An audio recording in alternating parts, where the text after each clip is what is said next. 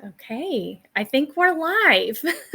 Hi, everyone. It's Jane Van Voren Rogers, a writer and editor, and welcome to Author Talks, where writers are an open book. I started this show and I'm starting it officially, even though I'd done some author interviews before on my writer-editor page a few years ago.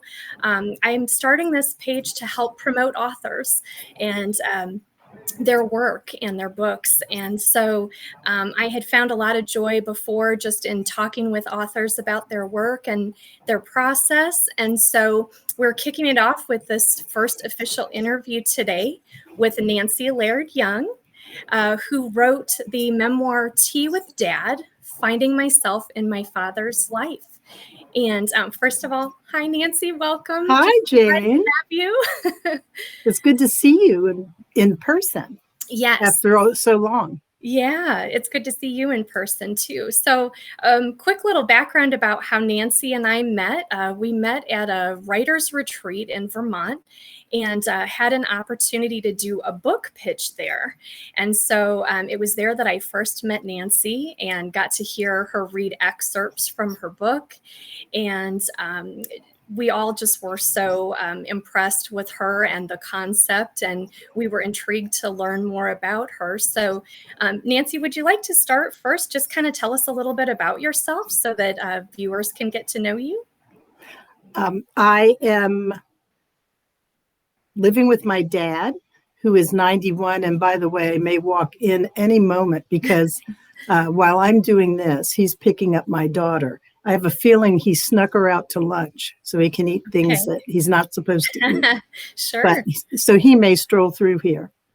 And if he does, I'll introduce him. Yeah, that would be great. If he's willing. Right. We'll see. But I moved, I was lived a pretty normal, average life. I was a military brat, which made it a little not normal as I moved frequently and all around the world, which was a great experience. It really was. But at the same time, it also impacted my life. And it wasn't until later in life I understood by reconnecting with the military brat community online and offline, how many trends, how many experiences we shared, even though we might have had dads or moms in different branches of the service and lived in different parts of the world. There is basically a profile of experiences. And one, of course, is loss. Another is, despite a very tight community, some people call it the fortress, we were isolated on our communities and also in our military communities. And for my age, I grew up during at the end of the Korean War, and then here they come. I'm online, guys. They're trying to be quiet. This is live Facebook. Right. So it was the end of the Korean War, and which my father served in, and then of course we had the Cold War. So we were in Germany during the missile crisis, and also the wall in Berlin and people escaping through it. And then, of course, Vietnam War. And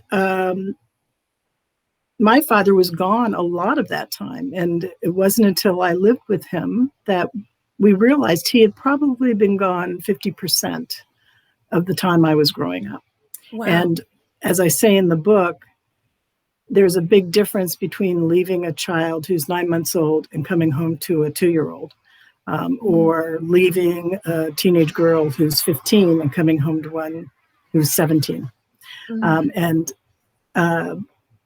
through the years, and I think it was because of the time I grew up, I don't think it's an unusual experience that when I grew up in the 50s and 60s and 70s, there were different expectations for women, what we could do, what we should be doing.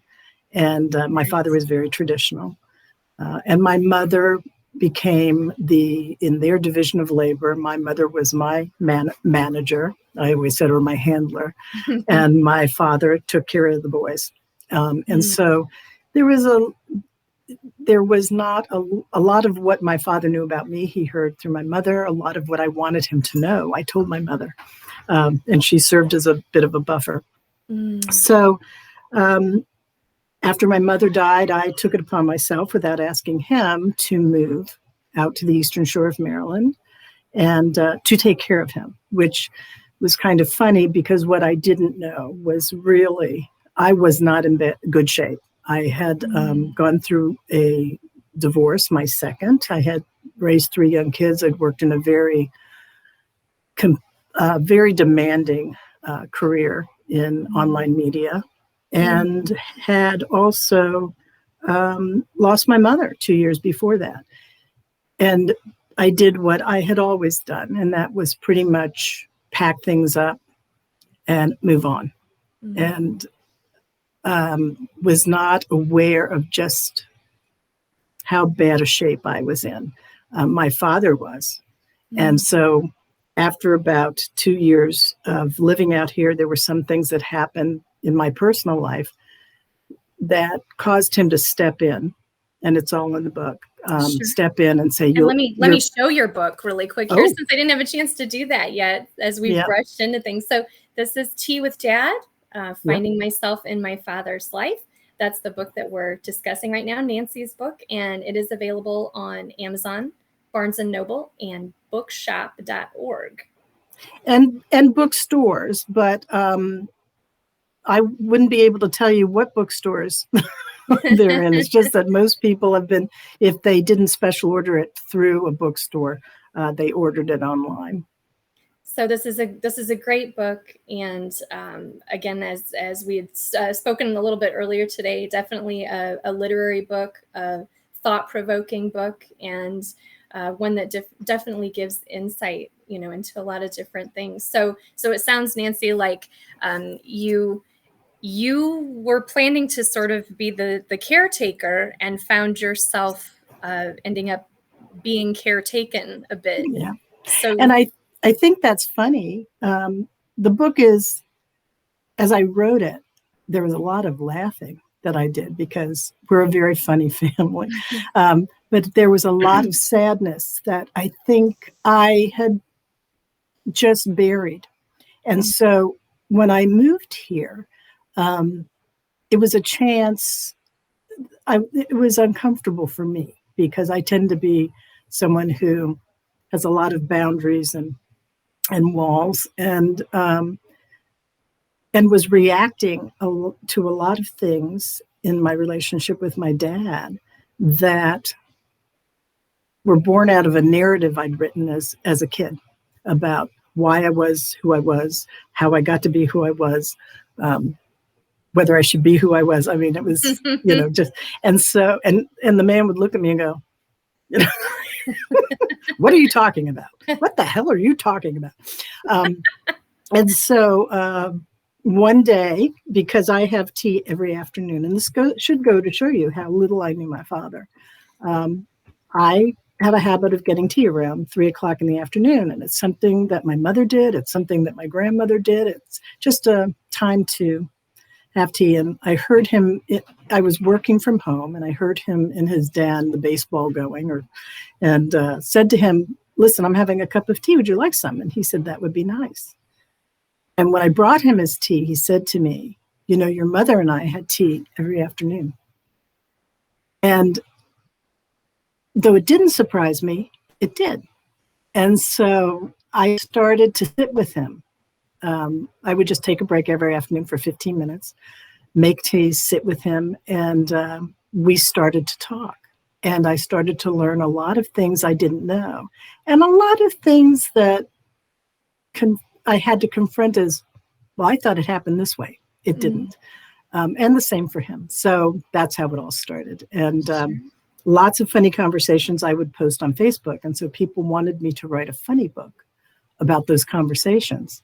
And I guess I thought I would, but there was really so much more valuable to share from those conversations. So that's how the book came to be the book it is.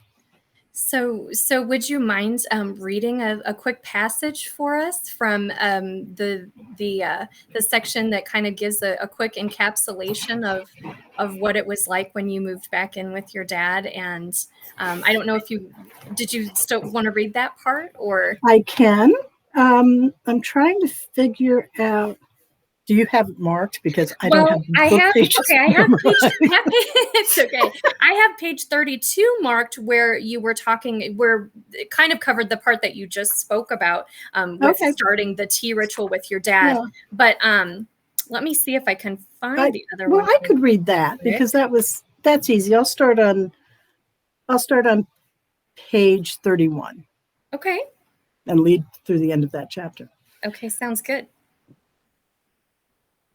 My eyesight is really bad. So if I stumble, it's because I'm reading the book and I need bigger print. I knew that my parents dated briefly during high school. They attended James Madison High School in Brooklyn, New York. My mother did tell me, but late in life, that early in her freshman year, she'd seen this very handsome boy in the hall wearing a hideous green letter jacket from another school. My father laughed when I told him about what she'd said. Oh, yes, that was my St. Brendan's jacket. And she followed me. She wanted to see where I was going. Where were you going? I asked him. To the principal's office, he said sheepishly. Dad said that when he was a sophomore, when he met Mom. He'd transferred to Madison from Brooklyn Prep, a Jesuit high school where athletics and demanding scholarship were too much for him.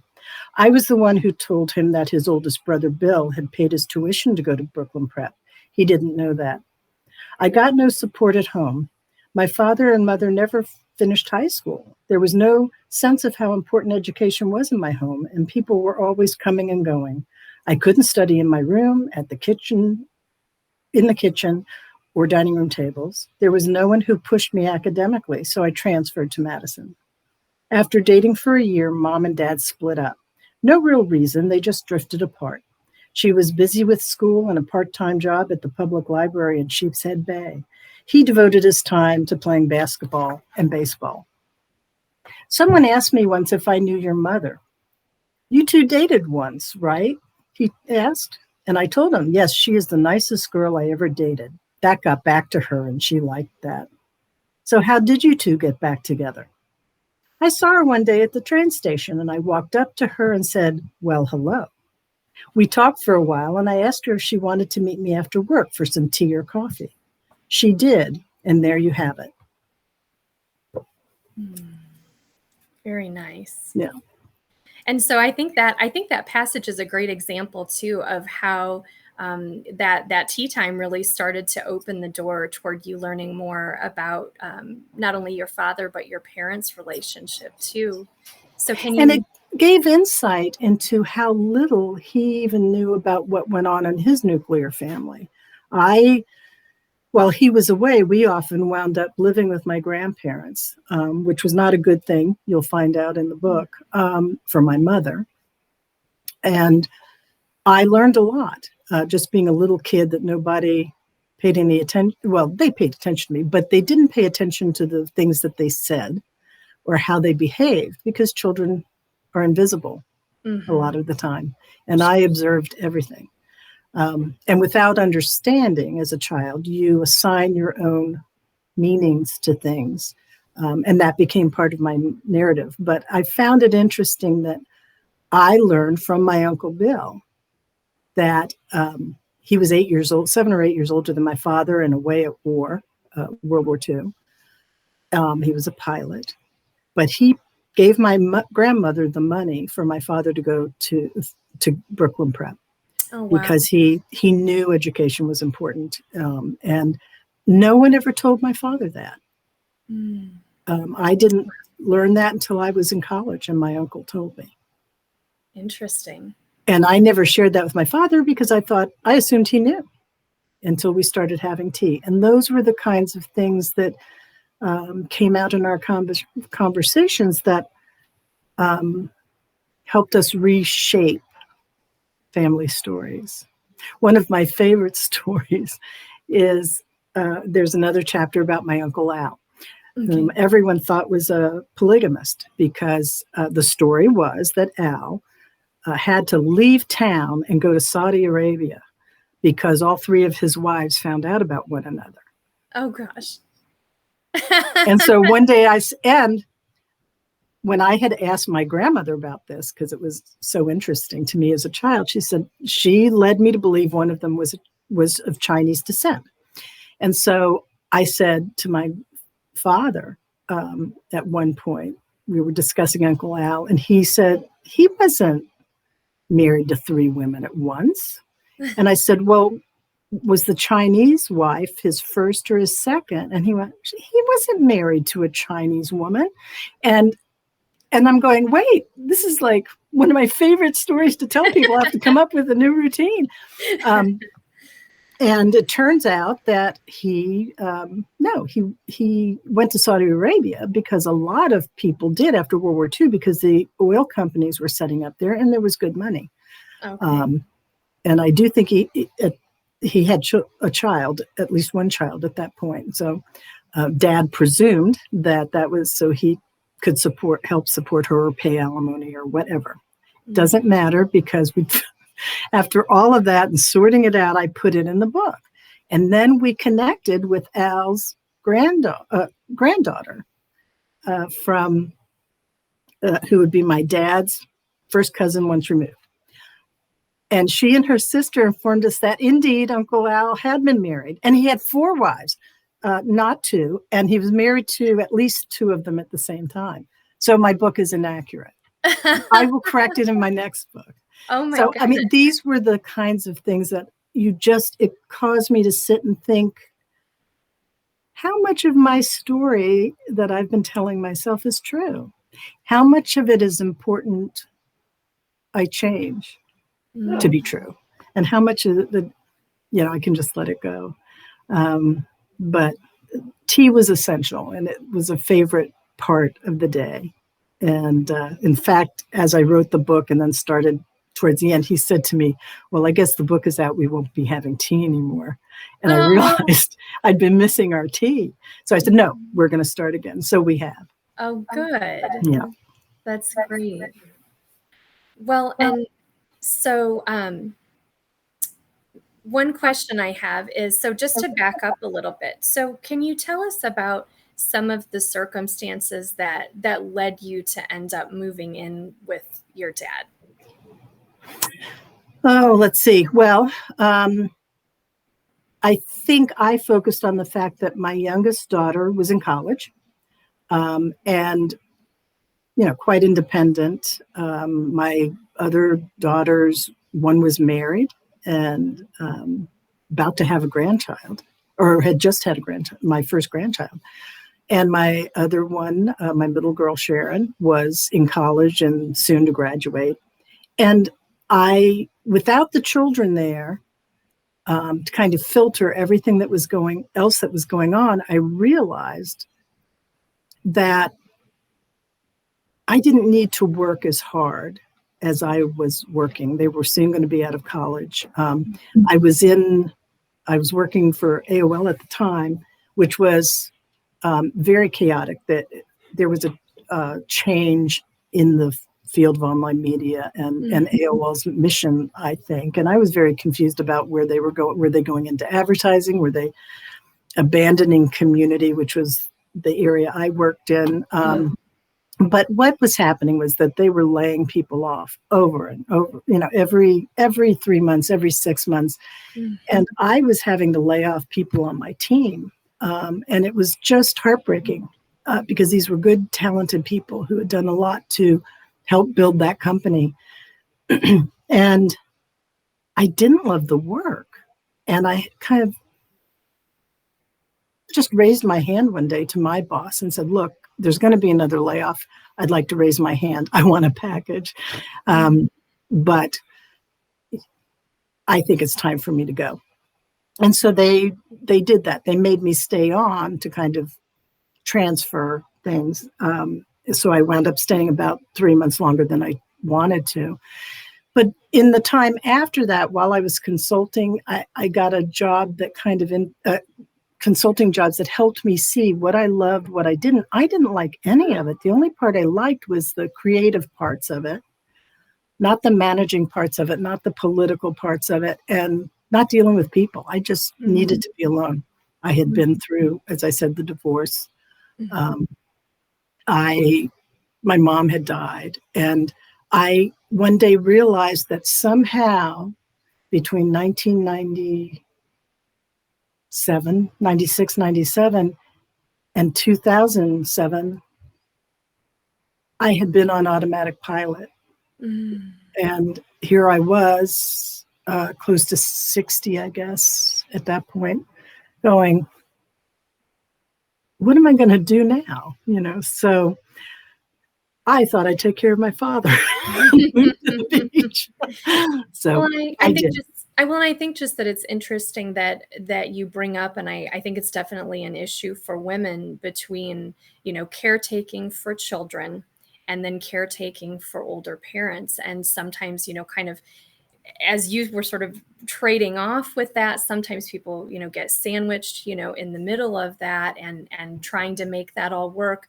But then when you've also had, significant personal trauma, like a divorce mixed in, that then, there's several things there, that sometimes, women end up taking time out of the workforce or working part-time jobs, to have more time, to do that caretaking. So can you just talk a little bit about that, kind of about the sort of the difficult choices for women and sort of how to navigate that?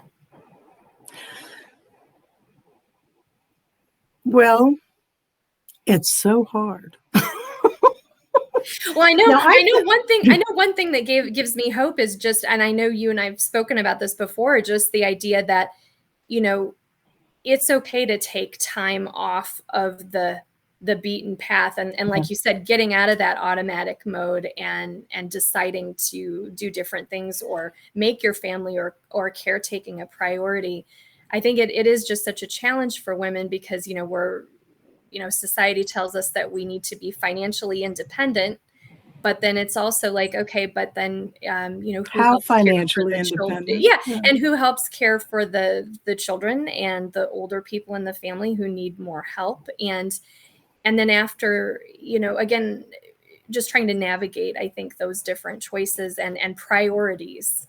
And I think, at least for me, I don't know about a lot of women, but I had never really been prepared to do that. As I said, given the generation I was, I know it's really hard to see how old I am, but in my generation, women, a lot of them, because I wasn't on the cusp of the feminist movement, it was expected that I would get married. It was expected that if I had a career, and I say career, not profession, because there was no expectation that I would have a profession. I would have some skill set, or should have some skill set that would assure that if anything happened to my husband, like he died, because there was no other thing, there was no divorce. Right. And so that I would be able to support myself and any issue from that marriage. But the options for me were, and there's nothing wrong with these at all, but I think it's important because they were part of my narrative of the things I could do. I could be a secretary. I could be a teacher. What was the other? Nurse. A nurse. Yes, I could be a nurse. Which comes up in your book a little bit too. It does. It does. And to be honest, teaching really appealed to me. I wanted to be a teacher. I wanted to be and this goes to show you how indoctrinated it was. I wanted a double major of English literature and home economics. Awesome. Yes. I think they call it family science now, instead of home economics. I don't know. But, literally, I went my freshman year to college. I was enrolled in the School of Home Economics. And I remember thinking, why am I doing this? I know how to sew. I was taking classes in how to sew and how to at college. And the classes that really interested me were, of course, the literature courses. And then I took microbiology, and I loved microbiology. I probably have enough science credits to have a minor in science. Oh, wow. I was a nurse for, I think, a nursing student for a semester, but that was really because my father wanted me to go into the Army as an Army nurse because they'd pay for the education. I mean, really, I look back and it's really funny. They didn't know what to do with me, and I was totally incompetent. It was like, so by the time, and then there was the time that you had that injury that made it clear that maybe nursing was not the path you should follow, no, right? I would have been a good nurse. I would have been a good nurse. One incident, and this is the other thing that would happen in my family. What you would say something, do something once, and you were on that track for the rest of your life. I mean, sure. So. And that happens in families sometimes, you know, like you say, you make a comment or you gear to something, and suddenly, that was me forever. Now you're filling this role within the family. Yeah. No, I hurt myself and I fainted at the sight of blood coming out of my wrist. And they decided, well, she can't be a nurse now, In fact, I had actually done a rotation or a little bit of a practicum as part of that one semester. And I also later worked as a crisis counselor where we went out on runs. And believe me, I saw everything there. Yeah, and and I was in emergency rooms a lot. And I was actually an EMT at one point, had EMT training because, well, in those days, because again, I'm so old. Now everything's certifications or whatever. We just went down to the firehouse and took classes, and you were an EMT. So, well, I think that's an advantage, that older generations had, back in the day. Is like you said, it's more you could go anywhere in the U.S. and get. Well, and at the time I was living and working in a very rural area, and those communities have to be very self-dependent. And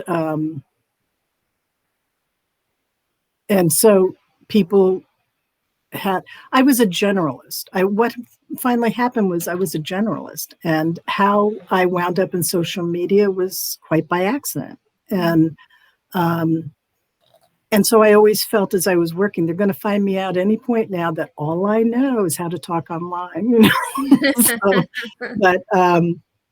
So anyway, the point was that I'd been on autopilot because events shaped who I was and where I was going. I had never really sat and had anybody look at me. Well, the dean of my college, after I went back to school, I turned in my thesis.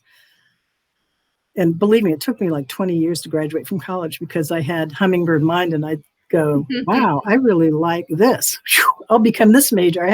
My father said I majored in miscellaneous.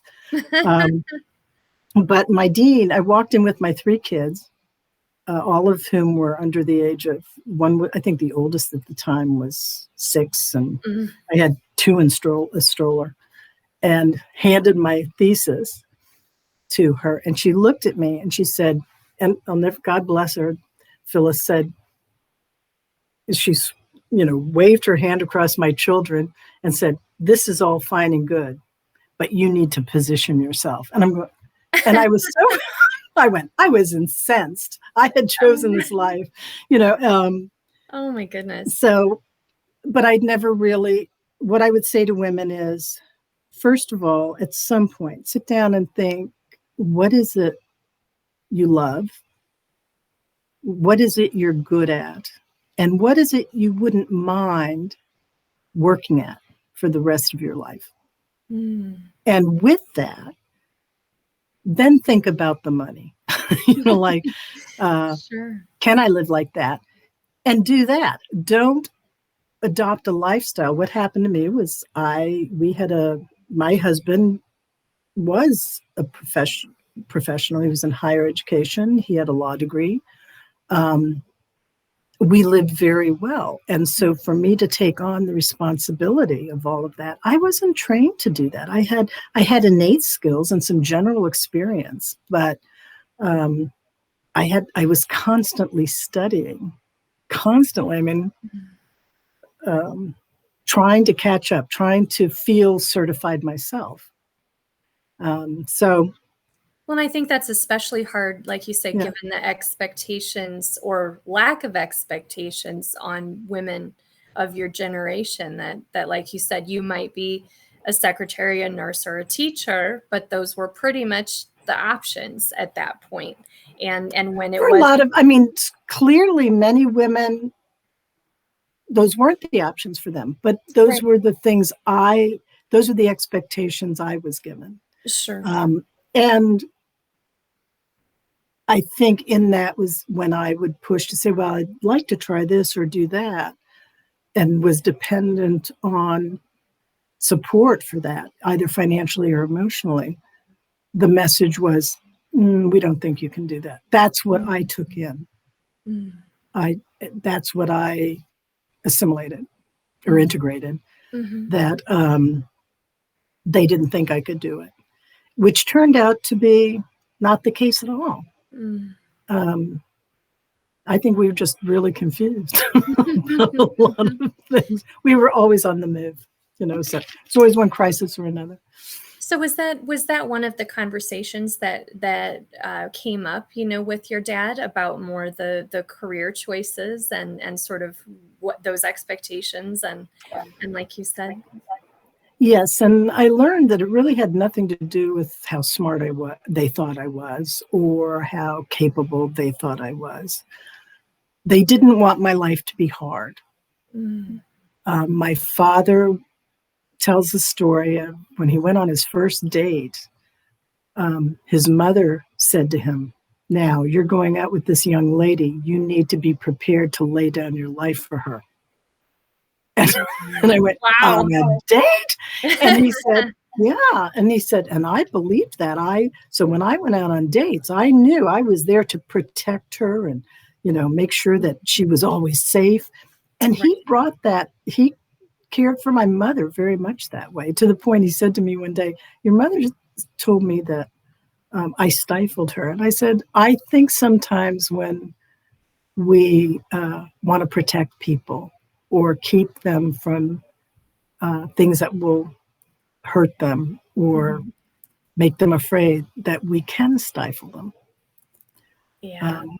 And I have come to believe that all of the things I took as, "You can't do that, you're not capable, I'm not throwing good money after bad," had nothing to do with the value he saw in me. I think it had more to do with, why did I want to work so hard? He'd take care of me, or my husband should take care of me, but women should be taken care of.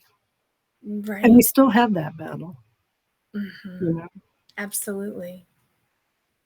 So let's talk a little bit about back to the military brat thing for a minute. What are some of the skills and or hangups that you feel you encountered from having that experience, and talk a little bit about just sort of how often you moved and what was involved with that? We figured out that we moved on average every 18 months. And that typically meant that I moved in the middle of the year. Now, I have two brothers, and they adjusted to it, each of them, differently than I did. It was extremely traumatic for me. I'm an introvert. Clinically, I'm an introvert. I could live alone on a hill in a cave, as long as I had a Wi-Fi connection. Sure. And not see people. When I lived out here for the first 2 years, I didn't see people, and I was perfectly fine. So moving and having to meet people over and over again was not just difficult, but there's a loss for these children as they leave one place and go to another. Pat Conroy, the author, was a military brat, and he talked about the sense of invisibility that a child has when there's no permanence in where they are, when they move as much, that they feel easily forgotten, or that they may not have even been noticed. And I felt that way very much. If I would see people, because the nice thing is when you move from post to post, often you would see people, and I would see them, and where my brother or my mother or somebody else would go, "Hey, so-and-so," I would go, I wouldn't say anything because I was afraid they wouldn't remember me. Which of course gave a different impression to them, because they'd see me and I would act like I don't know you. Walk away. So there were those kinds of things: a sense of loss, a lack of permanence. I think what is the word? Not a disenfranchisement, but I don't know. It'll come to me. But the good things were this, and that was that no matter what post we were stationed in, I could count on certain things, that were familiar.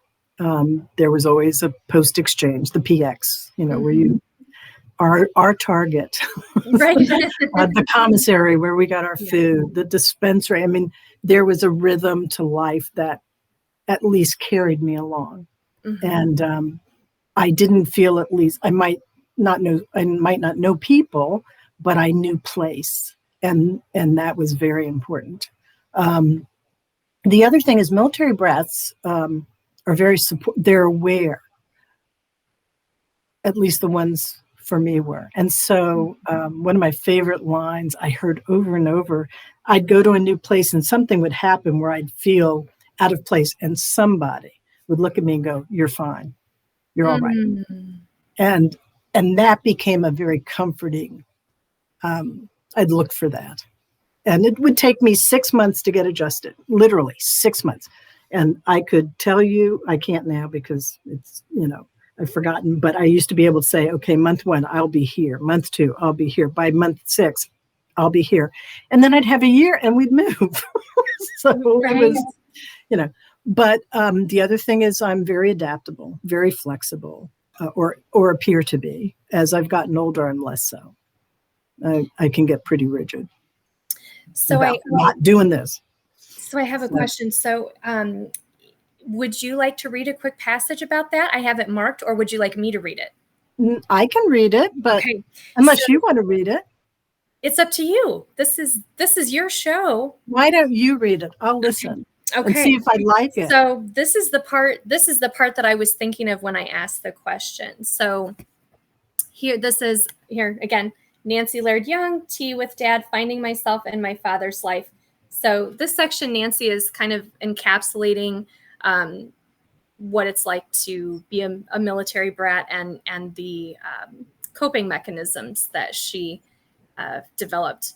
So she says, I developed avoidance as a superpowered defense mechanism early in childhood, but no one could top my younger brother in that area of expertise back then. When he was a toddler, that kid had been able to self-hypnotize and fall asleep on command. For instance, whenever we were required to receive inoculations, which seemed like all the time, he'd climb up on the exam table at the post dispensary and proceed to fall asleep immediately, only to wake up just after the doctor withdrew the last needle from his arm or behind when all his shots had been administered. As I stared wide-eyed, both jealous and frightened and on the verge of hysteria, my mother would say, "Oh, Nancie, stop that. Your little brother didn't cry." No shots were necessary for the move into my first apartment, but when I heard the words, "We've got orders," I resorted to my arsenal of the move-related stress-fighting weapons I'd collected over the course of my life. The announcement of a move when I was a child initiated specific maneuvers. I started the process of readying myself for the changes. I began to pack all my things, as well as feelings and anxieties. I walked through the weeks and the days before a move, ignoring the dread I felt. I would miss my friends, so I distanced myself from them. Who would remember me if we moved all the time? I would have to start over and meet new people. I'd have to start a new school in the middle of the year. I prayed a lot. I prayed that someone at the Pentagon had been in a rush and typed my father's name on someone else's orders, but really, I knew that wouldn't work. I moved on to asking God to make my mom say she wouldn't move until after the school year ended. It would only delay the move, but it would mean that in February, I wouldn't find myself standing in front of a class of kids who'd been together since at least September as the teacher announced, "Class, we have a new student. I'd like you to meet the new girl, Nancie. That's Nancie, not Y. Her family just moved here from Timbuktu. Let's welcome her." My mother tried to help. I was about 10 when moving began to affect me. And you go on to tell a really nice anecdote between you and your mother. What did she do to try to help you cope with that? I love that anecdote. She asked me I guess I walked in when she was busy cooking oxtail soup, I think. And and my mother was not a good cook, but she was an experimental cook. So there was a stack of purplish ox blood colored rings of meat on the table. And she was in this antiquated army quarters apartment cooking, and it was hot. And I walked in and went, "I don't want to move." And she turned around and looked at me, with kind of like, "You think I want to move?" And she said, "Why?" And I said, instead of saying the things I could say, all the things I said, "My friends will miss me." And she said, "Come here." And she filled up the sink with water. And she said, "Stick your arm in." And I stuck my arm in. She said, "Pull it out." And she said, "What happened?" And I said, "I don't know." She said, "Think about it." I said, "I stuck my arm in. It made a hole. When I pulled my arm out, it filled in again." And she said, "And that's what this is like." She said, when you move in, you make a space. And when you leave, other people fill it in. And I think I know she was trying to help me understand that life goes on, that I would make a new place for myself, and that this was just the rhythm of our life and the way we live. Sure. But that just added to my whole, I was 10 and I went, I've been right. Nobody will ever, remember who I am. And that's when I realized there was nothing I could do about it. It would not change. And I would just have to find ways to deal with it. Do you think that there's something about that? And when you give that example, did that kind of set the tone for, an anxiety about everything in your life being kind of temporary in a certain sense, or transitional? I think it was less about things being transitional or temporary, because there was also a sense of adventure to a lot of it that my mother was very good at instilling in us. I think the anxiety that I developed had to do with not being able to control or what to expect. And always, my father told me that I had ulcers by the time I was 12. Oh my goodness. And after one incident, the surgeon, who was a friend of my father, who had seen me, said, "She leans forward in the foxhole." She's a person who leans forward in the foxhole. So, and the whole idea about a foxhole is, there's incoming, so you dig a foxhole. So you sit in the foxhole. You don't look for the rockets, but I grew up looking for the rockets, the incoming. And of course, there's no way to anticipate when they're going to come. There's no way to know what kind or how much damage they'll do, or whether it'll even affect you. But that's how I lived as a child. And so I think that it wasn't about the moving. It wasn't about, just that I never knew what I'd find when I got there. I never knew what it would be like. And there was also the whole things we didn't know when my father would leave to go away. So, the best laid plans, they would decide, they're going to be in Texas for a year. I guess when my dad was my father says my mother volunteered him for Vietnam because we were living in Taiwan and she loved it there and she had a job teaching at the Language Institute. And she said, you're going to have to go to Vietnam anyway. It's coming. Why don't you volunteer now? We can stay here and then you can take your R&R and come home, but the kids won't have to move, whatever. Dad said, that's a great idea. He volunteered, and the Army, in its wisdom, decided to send him to El Paso, Texas to learn Vietnamese for 6 months. And where I, as a child, would go, what's 6 months? She can stay here by herself, and we'll be fine. He can come through on his way to Vietnam. My life won't be disrupted. Sure. Without understanding that my mother couldn't do that. What if he went to Vietnam and was killed? They were gonna stay together. She was gonna go with him. And so we wound up in El Paso, Texas, while Dad was in Vietnam. Actually, one of the best places I ever lived. I loved it there. So I think that was more the anxiety that we just never knew. And who does? Well, and I guess in a way that does kind of condition you to the unpredictability of life, just in general. Yeah. So in some ways, maybe that's a good thing. It is, except I wonder sometimes if that same kind of, this is the way it is, girls, was the message my kids got. I like to hope that there was more room and an openness for them to tell me how they felt about things. I don't know that that's always true, that it was always true. I hope it was. I think there was more than was allotted to me. But I just think that we soldiered on. And that was our culture in the family and in the community. Well, and we haven't, discussed this yet, but I know in the book you talk about, a really huge bombshell that happened in your life with your second marriage. And so can you talk about that a little bit? Something that you never saw coming? After my husband and I had been married for a long time, he 15 came years, out. Right? What's that? 15 years, right? I think we were married in 1983. And I think this happened, so maybe just 11. I'd known him for, about 15 years. Sure. I'm really bad. It's really funny. I think the time is so telescopes like this because of that. I'm still having to write things down to figure out how many years passed. Right. But basically, we had been married.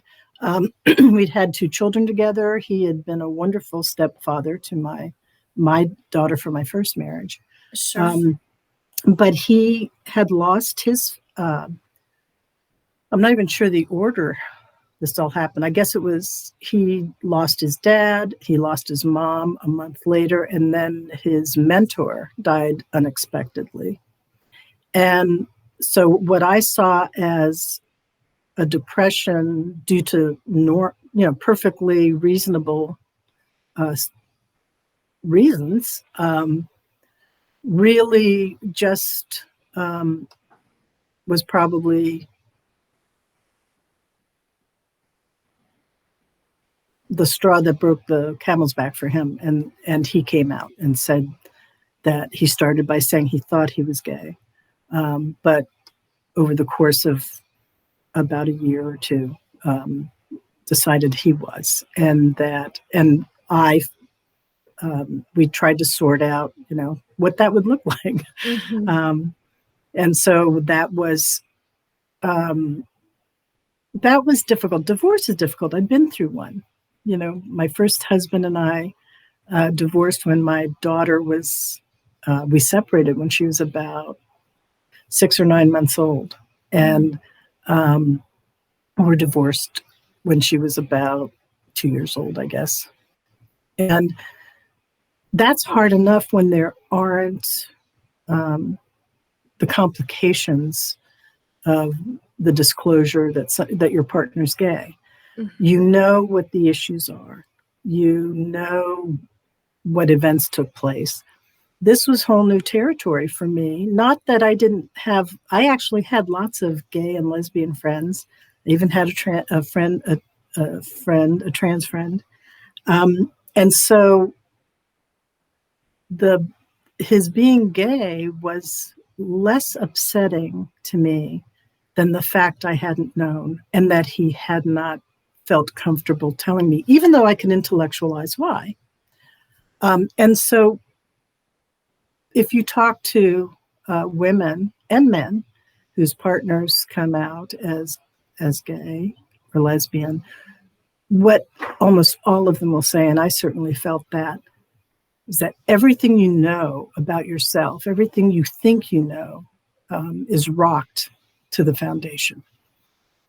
Sure. And that happened for me.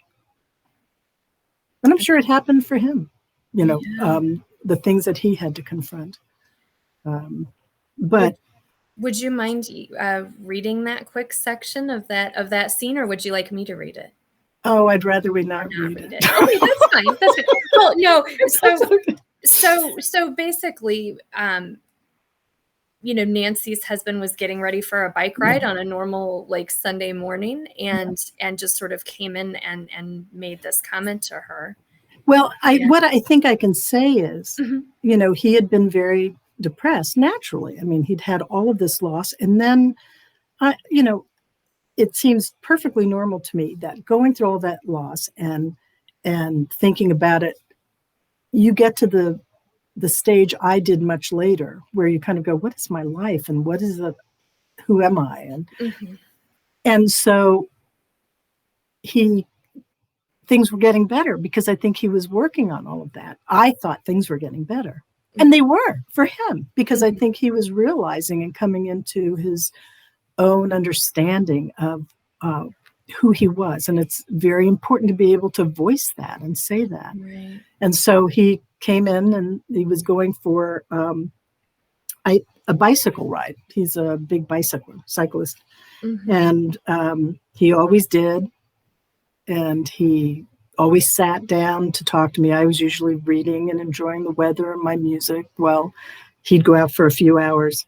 And he always stopped to talk and say where he'd be riding and when I could expect him back, just in case there was any incident. And then we always talked about plans for the rest of the day.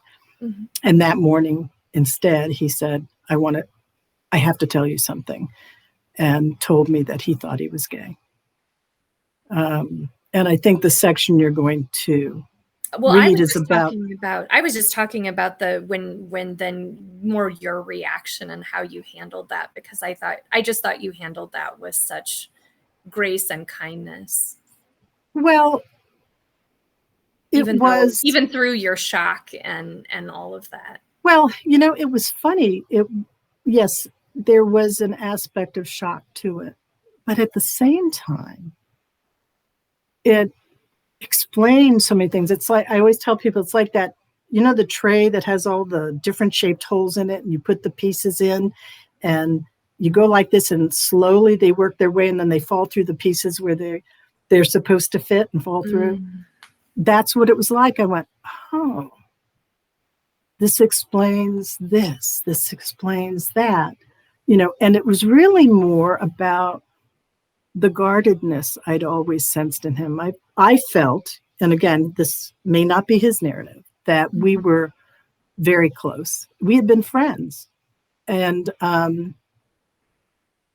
but even with me, after our marriage for all that time and the children, there were these pieces of him that were not accessible. And yet, because of who I was, and I knew I had those pieces too, they didn't revolve around my sexual orientation. They revolved around other things. And so it kind of made sense. But at the same time, I also was very aware that our marriage was over.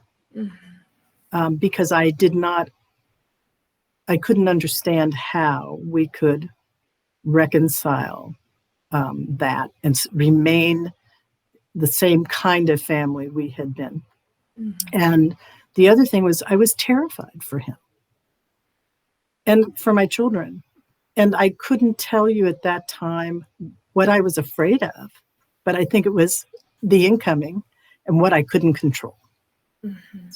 And so what I said to him, what I remember saying to him was, whatever this is, we'll handle it. Because we'd always handled things. Mm-hmm. And you'll be safe. Because I wanted him to feel safe. Right. I think that is so important for anyone to feel safe. Yeah. Well, and that's that, I think you kind of summarized the spot that I was going to read there, just about, feeling protective and remembering, the commitment that you shared, and putting yourself in his shoes of thinking, how scary that must have been, and a courageous step for him to actually say this to you. I was lucky enough, or maybe he was, that I had friends come out to me. And they weren't my lovers or my partners or my spouses, but they were close friends. Sure. And so I knew from those experiences how frightening it was, how courageous it is, Mm-hmm. For that to happen, for them to be able to say that. And I think at times, this is another thing I guess I learned growing up in the culture that we grew up in, and that was that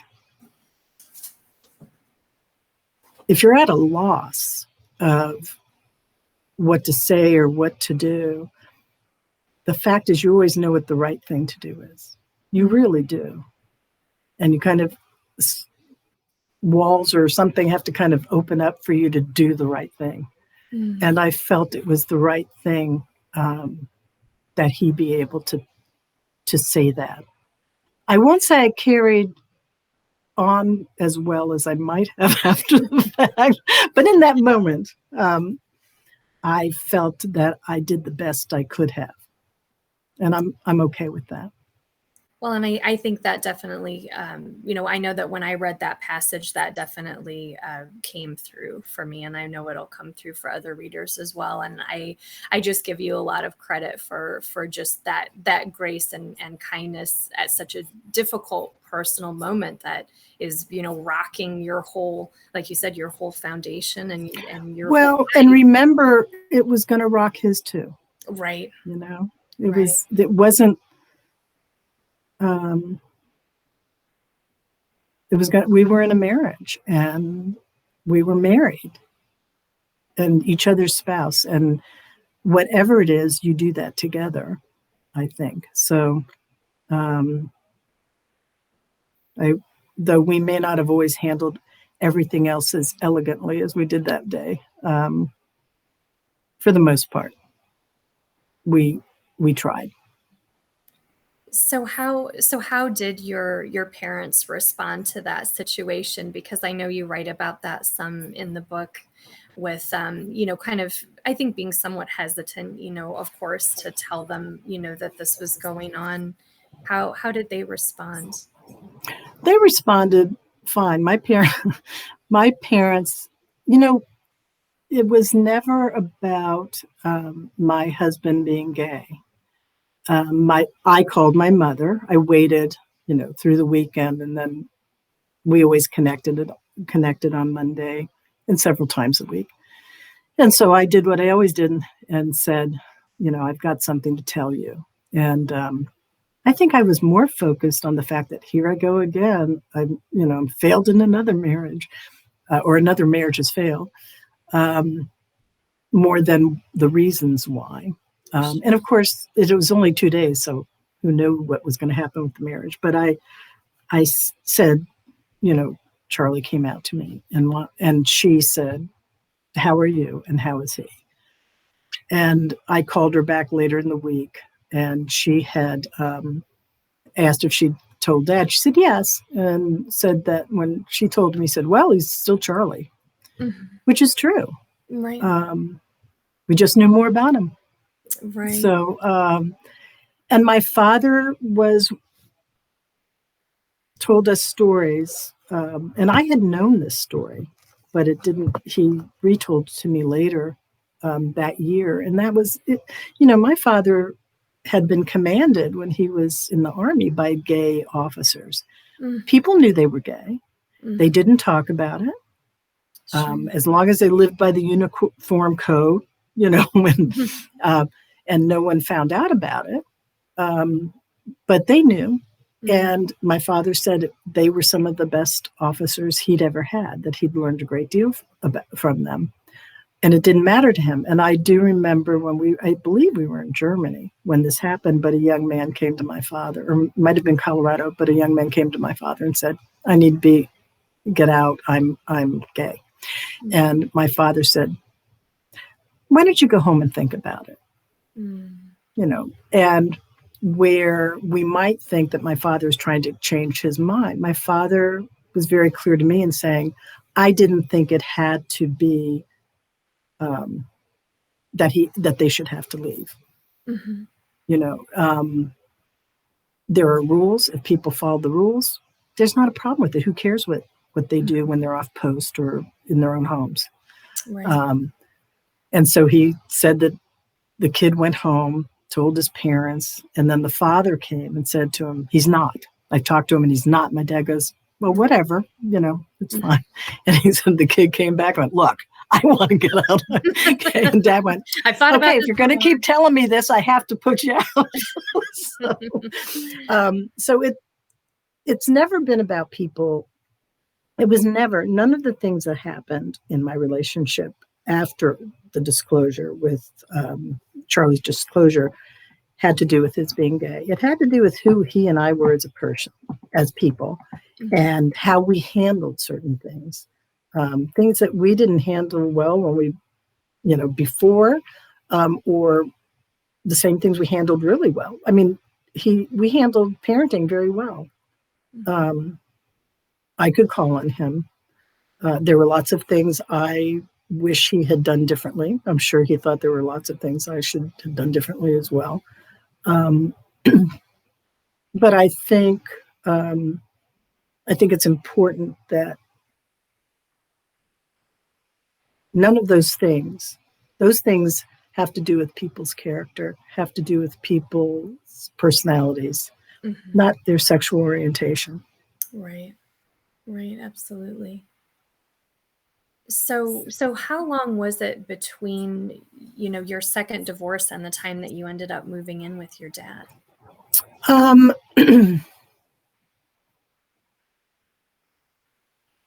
So and again, this is I think it was 10 years, about 10 years. Okay. So you were largely, raising your girls on your own, and we sold the house. I moved to another house with the children that was smaller, but still in the same school district because, they weren't going to move in the middle of the year and, or have to go to new schools at critical points. So, and you would kind of set that as a standard for yourself, correct? After having moved so much as a kid. No, my children were never going to have to move in the middle of the year. And not only were they not going to have to move in the middle of the year, there were certain times in their career they would not move, their education career. So they weren't going to move in the middle until after elementary school. And once they entered middle school, they weren't moving then. And they were not moving during their senior high school years, which seems really rigid now that I look back on it, and in some cases foolish. But I had graduated from a school. My junior year, I attended 3 schools. My senior year in high school, I graduated from a school I attended at most for 6 weeks. And that was what I identified as my trauma, I guess. But, and I wasn't going to have that happen to them. Right. And so it was 10 years. And when Jane was going into her sophomore year, I decided I would move. I decided I'd leave. 2007, I decided I'd leave AOL. 2008, I decided I'd move to the beach. Okay. All right. I say the beach like I lived on it. I didn't. Right. But no, that's an interesting, dichotomy that you bring up there, though, with the whole, the flexibility, personality trait of having moved often, but then also, the rigidity as an adult of going, I am going to set, now that I can create some boundaries around this, I am going to set some standards that we are not moving at certain times. So that's really interesting that's all of those issues at play. Yeah, I think what it is that in many cases we present a certain way when that's not who we are internally. And when faced with not a lot of choices, I'm very flexible. But if I can control what's going to happen, I'm really rigid. I will snap. So I'm trying to work on that, though. Well, it is Father's Day weekend, and happy Father's Day to all the dads out there. So let's shift gears a little and talk more just about kind of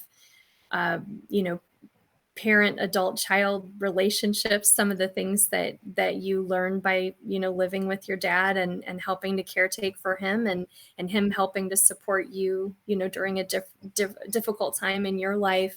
Can you just kind of speak a little bit to that and how your relationship got reestablished and some of those things? I think reestablished is a good way to put it, because I think it's easy for people to think that we had no relationship, and that wasn't the case. We did.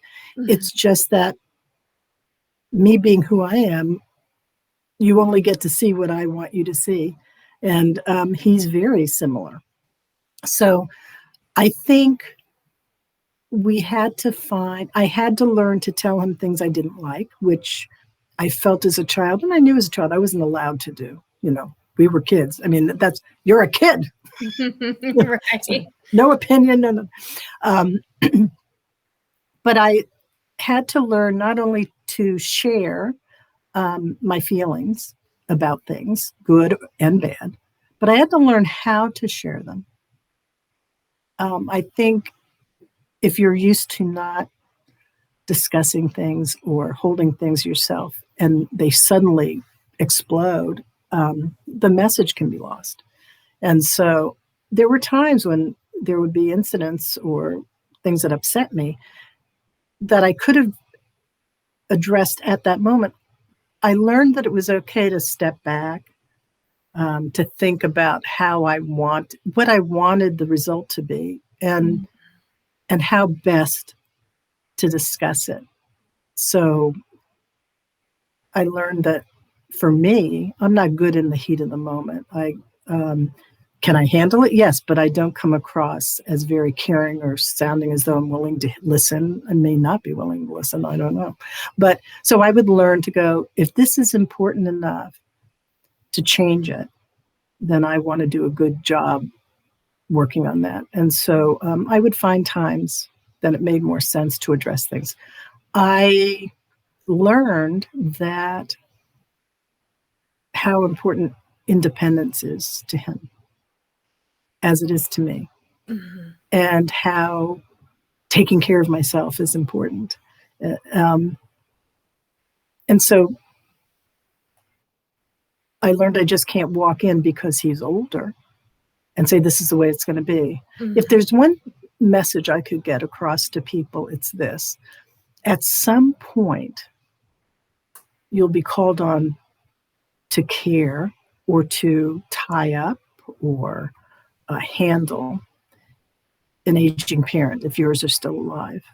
And your children, if you have them, will confront that too. So isn't it important that we have those conversations when we close gaps and build bridges before that happens? Because frankly, it's unfair to walk in and say, I'm here now and we're doing it my way, without knowing what people want, knowing where their vulnerabilities are, and being vulnerable enough in yourself to make it safe for them to be. And so I just feel I've been very lucky to have this time with him, so that we, for the most part, work around all those things, or find a way to. And it's often not in the conversation that the subject comes up in. Sometimes it's days later.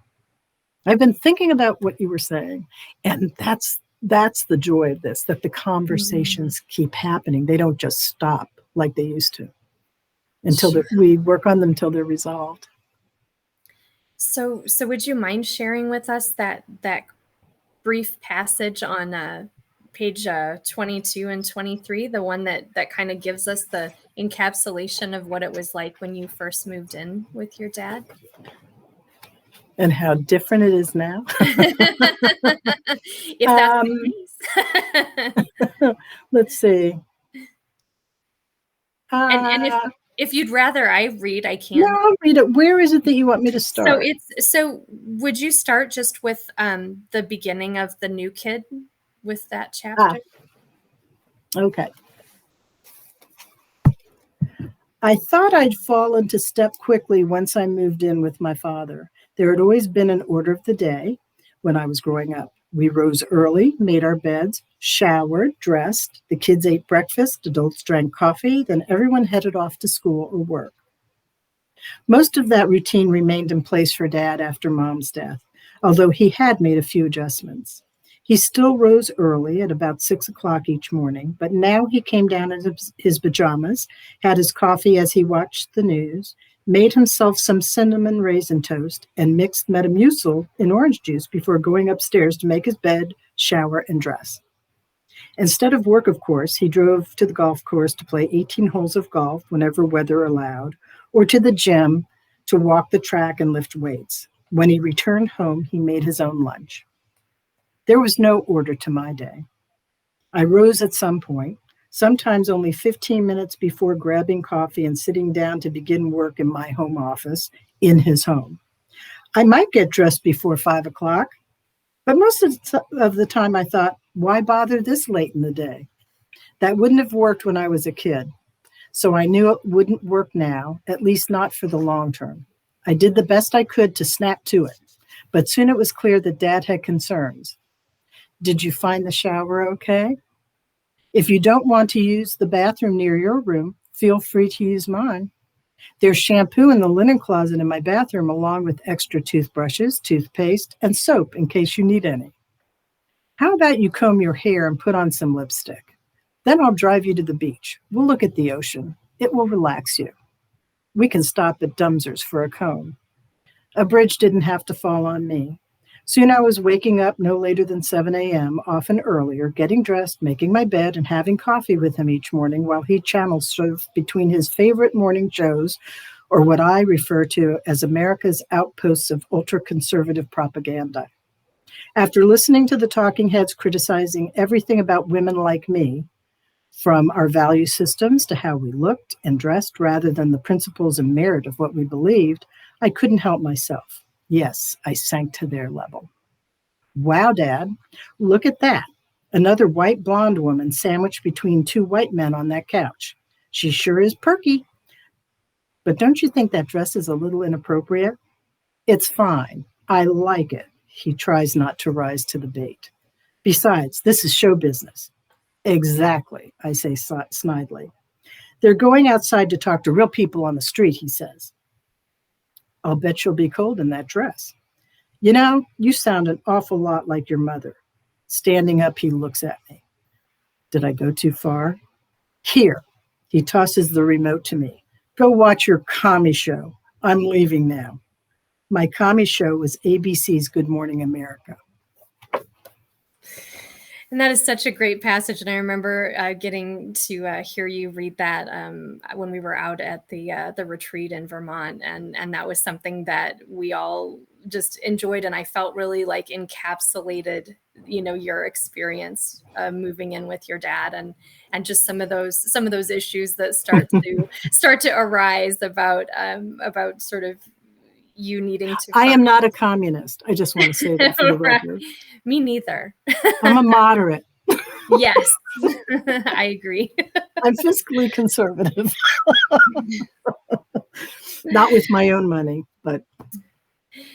So how would you say, what how would you say that you and your dad have been able to broach some of those more awkward conversations, or things like that you detail in this scene where you can tell that you two are not on the same page with something? How have you been able to move toward a more constructive dialogue on some of those topics? Well, I think Or is that still in we've process? decided on what is the phrase. We've decided that sometimes you lose a battle to win the war, and there are things we don't discuss because we're not going to agree, and that's okay. And I think that's the important thing to understand. Is I think I spent a lot of time debating, trying to get convince him, and that he was what when you're trying to convince somebody, I guess what you're trying to tell them is they're wrong, right? Sure. And as much as I resented him trying to convince me because I didn't feel I was wrong, I'm sure he felt the same way. So we pretty much stay away from politics. I don't feel that there are some things we will discuss, but we kind of know where that line is crossed.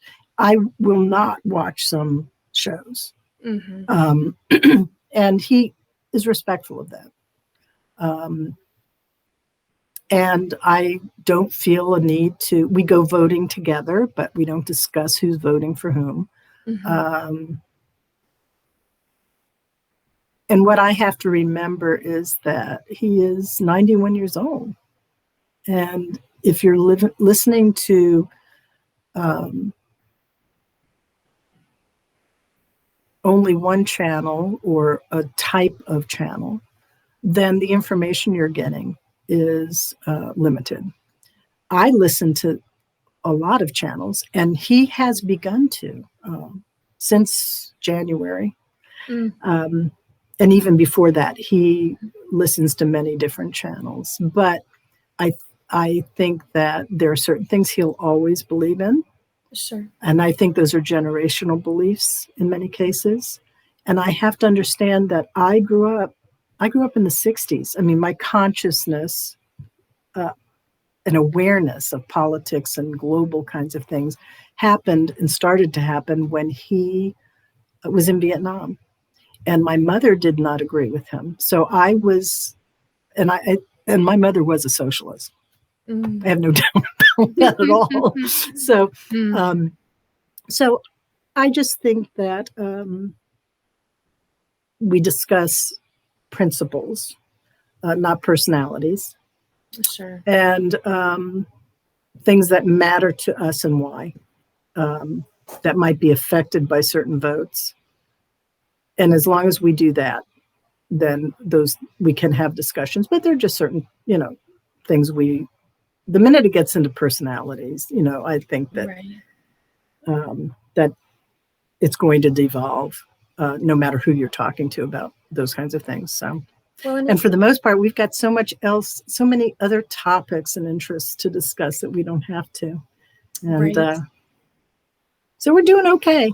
Well, and it sounds too like I think you've been able to refocus with kind of a spirit of discovery about each other, and having the focus be more on your family, your mother, their relationship, yes. all of your relationships, if I could talk, relationships together, that then, like you said, it's more of a bonding and a discovery, and those familial stories, and sort of capturing and discovering those things while there's still time, to do that.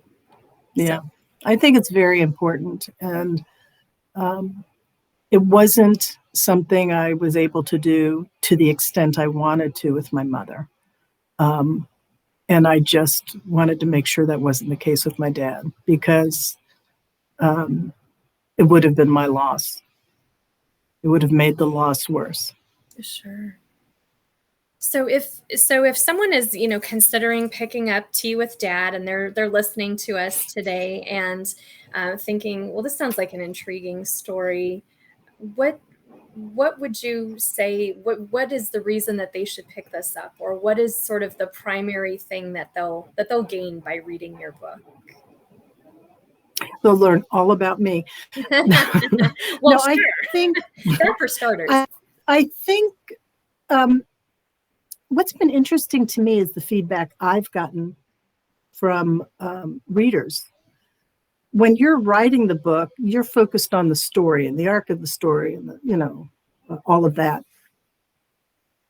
What people have said resonated for them was wanting a closer relationship with a parent or even someone else from whom they feel